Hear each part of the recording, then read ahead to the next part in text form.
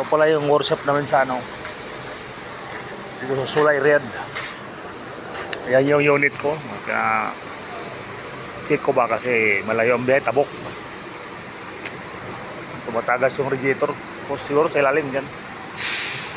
O baka may gusto mag-apply dito, PM lang kayo sa akin, no? Di sa Riyadh. Pero wala kaming visa sa Pinas ngayon, puro dito lang sa Riyadh. Yung mga release ng driver dyan, WMT company, mga kaibigan.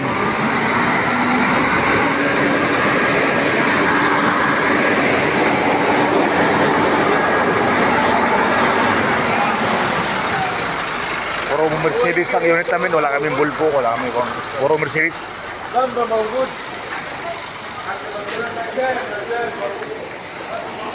Meron kami ano, car carrier, Sitara tubig.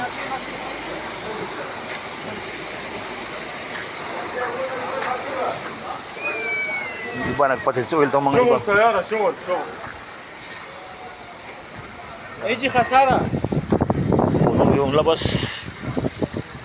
Puro truck namin yan. Gandulok puno. Kasi sa mga car carrier namin, mayroon din kami mga cross country. Dubai, Syria. Pero walang Pilipino. Puro ibang lahi. Kasi 3 Pilipino lang kami dito sa company ko.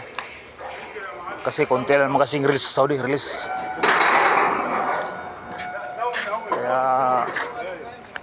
konti lang kami, 3 lang kami kasi konti lang nagbigay ng release dito kasi sa mga company hindi pinapayagan. Yan mga bago yan, mga sakyan.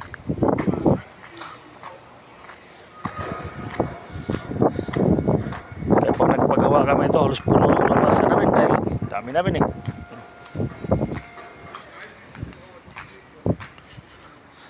Hanggang doon sa kaliwa, kanan, puno yan. Tak namin. Workshop lang to ha. Ilalo doon sa house namin. Diyan.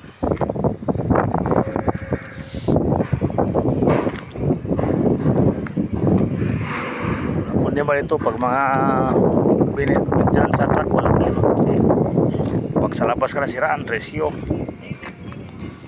Walang ano, report ka lang ano.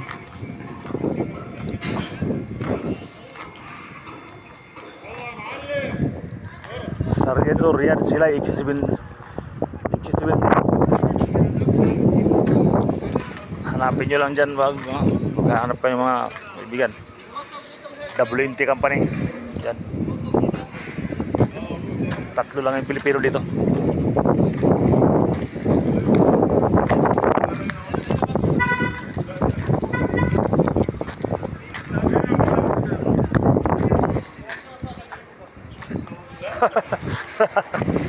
Mia.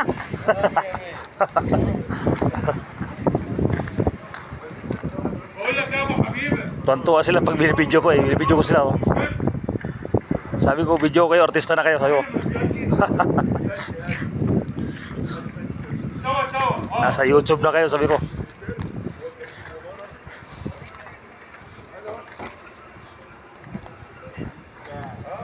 Yan, YouTube ko na sila oh. Yan, oh.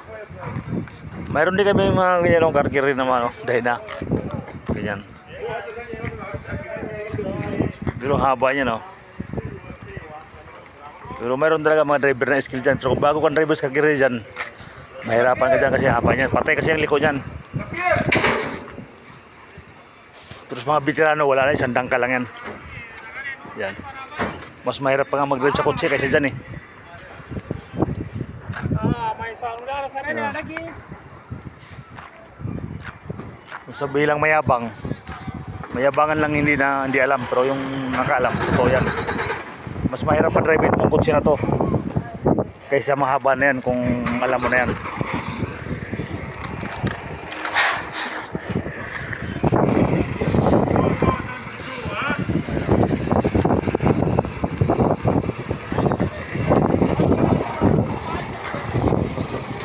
Yung nandun nagtutungits yun oh. Ito tongits.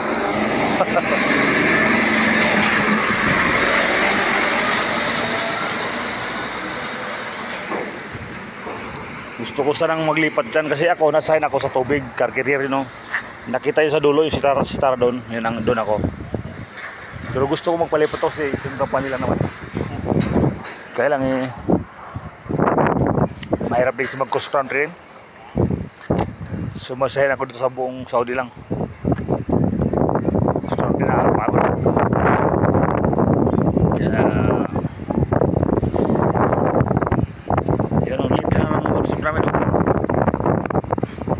Nag-assemble din kami dito ng ano, dito, kami nag-assemble mga yan sa amin company. Tsaka yung car carrier nag-assemble kami. Malupit tong company ko kasi sila na mismo nag-assemble eh.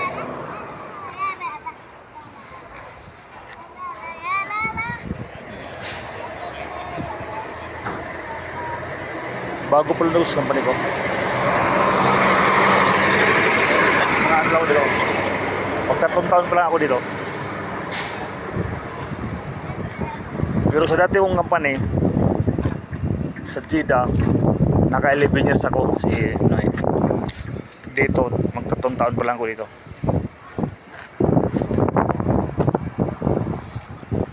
Sana umabot din ng 10 taon para malaki-laki benefits. Magano'n ba? Kasi company kasi pag may exit ka na, for good na, malaki talaga makuha mo sa company ka. So, bigyan talaga yung rapat na obligasyon ng Saudi Libro.